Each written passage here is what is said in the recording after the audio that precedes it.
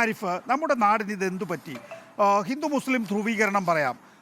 അതാണ് നരേന്ദ്രമോദി കഴിഞ്ഞ ദിവസങ്ങളിൽ അദ്ദേഹത്തിൻ്റെ പ്രസംഗങ്ങളിലെല്ലാം ഉൾക്കൊള്ളിച്ചിരിക്കുന്നതെന്ന് ഇതാ ഇപ്പോൾ ഈ പാനലിൽ KVS ഒഴിച്ചുള്ള ബാക്കി എല്ലാവരും പറയുകയുണ്ടായല്ലോ.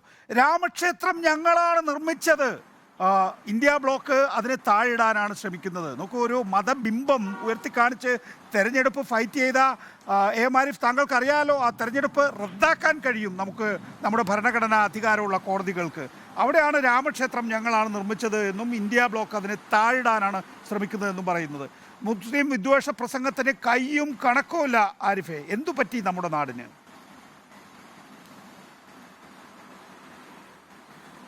നമ്മുടെ രാജ്യത്തെ തെരഞ്ഞെടുപ്പ് പ്രക്രിയ ബഹുമാനപ്പെട്ട ശ്രീ KV ഹരിദാസിന്റെ മറുപടി ഞാനിങ്ങനെ ശ്രദ്ധിച്ചിരിക്കുകയായിരുന്നു. അദ്ദേഹം ശ്രീ PDT ആചാര്യ നമ്മളെല്ലാം ബഹുമാനിക്കുന്ന നമ്മുടെ ഭരണഘടനയെ സംബന്ധിച്ചെല്ലാം വളരെ നന്നായി അവലോകനം ചെയ്ത് പറയാൻ അറിയാവുന്ന ആളാണ്. ഞാൻ അവർ രണ്ടുപേരെയും സ്പീച്ച് ഞാൻ പ്രത്യേകം ശ്രദ്ധിച്ചു.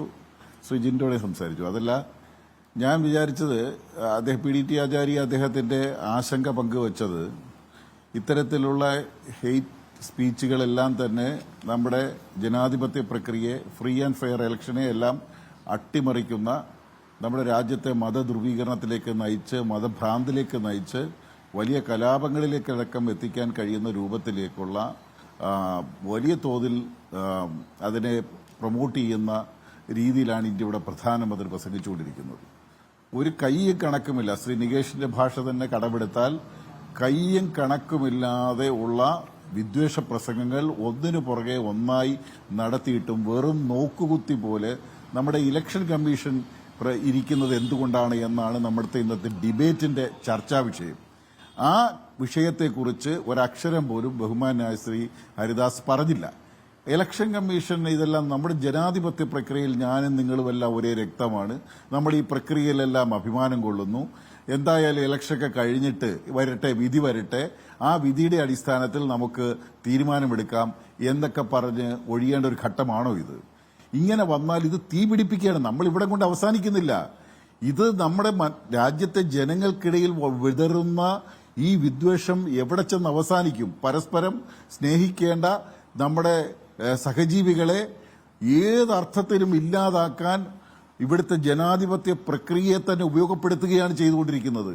ഇത് അങ്ങേയറ്റം അപകടകരമായ തീ കോരിയിടുകയാണ്. ഇത് രാജ്യത്തെ ആളിക്കത്തിക്കാനുള്ള തീ കോരിയിടലാണ് ബഹുമാനപ്പെട്ട പ്രധാനമന്ത്രി ചെയ്തുകൊണ്ടിരിക്കുന്നത്. അദ്ദേഹത്തിന് എങ്ങനെ പറയാൻ പറ്റും? ഒരു ഭരണഘടനാ സ്ഥാപനത്തിന്റെ തലപ്പത്തിരുന്നു കൊണ്ട് അദ്ദേഹത്തിന് എങ്ങനെ പറയാൻ പറ്റും രാമക്ഷേത്രത്തെക്കുറിച്ച്? കോടതി വിധി വന്നു, ബഹുമാനപ്പെട്ട സുപ്രീം കോടതി വിധി പറയുന്നു.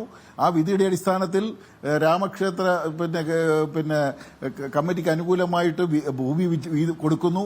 ആ ഭൂമിയിൽ അവർ ട്രസ്റ്റ് ക്ഷേത്രം പണിയുന്നു. അത് ഗവൺമെന്റിന്റെ ഭരണ നേട്ടമായി എങ്ങനെ പറയാൻ പറ്റും? അതുമായി വ്യാഖ്യാനിച്ചാൽ തന്നെ സുപ്രീം കോടതിയെ പോലും അവഹേളിക്കുകയും വെല്ലുവിളിക്കുകയുമല്ലേ? മതത്തിന്റെ പേര് എന്താ പറഞ്ഞിരിക്കുന്നത്? സുപ്രീം കോടതിയുടെ വിവിധ വിധികളെ ഞാൻ കോട്ട് ചെയ്യാൻ സമയമുണ്ടെന്ന് അറിയാൻ പാടില്ല.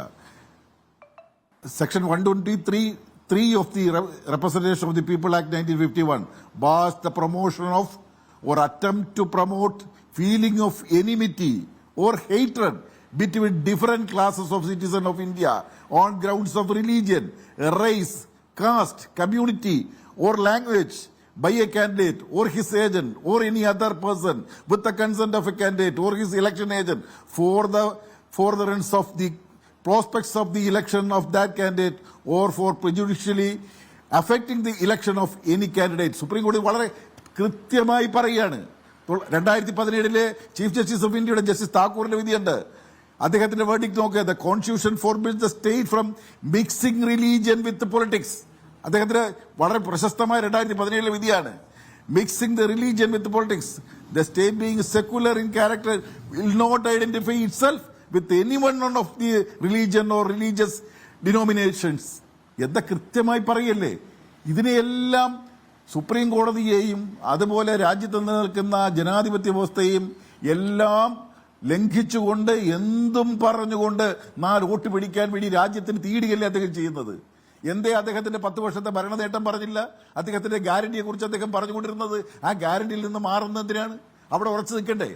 തന്റെ ഗ്യാരണ്ടി, താൻ 10 വർഷം ഇന്നതെല്ലാം ചെയ്തു, ഇനി വരാൻ പോകുന്നു, ഇന്നതൊക്കെ ചെയ്യാൻ പോകുന്നു എന്നത് പറയുന്നതിന് പകരം ഈ ജനങ്ങളുടെ മനസ്സിൽ ജാതിയുടെയും മതത്തിന്റെയും പേരിൽ വർഗീയതയുടെ തീ കോരിയിടുന്നതിനെ തത്സമയം ഇടപെടേണ്ട ഇലക്ഷൻ കമ്മീഷൻ അത് പിന്നെ ശ്രീ ജിൻഡോ പറഞ്ഞ പോലെ ചായ എടുക്കുന്നവരെ പോലല്ല, വെറും അധപ്പതിച്ച് വെറും ചെരുപ്പ് നക്കികളായി ഇന്ത്യയുടെ ഇലക്ഷൻ കമ്മീഷൻ അധപ്പതിച്ചു എന്നല്ലേ ഇവിടെ പറയേണ്ടത്.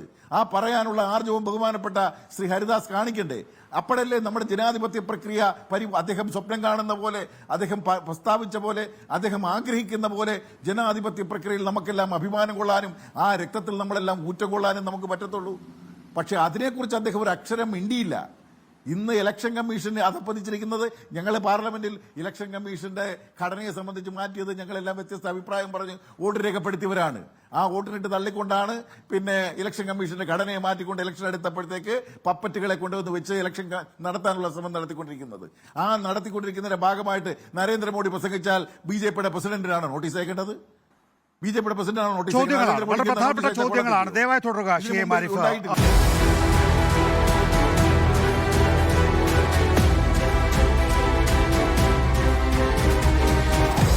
Debate with MV Nikesh Kumar.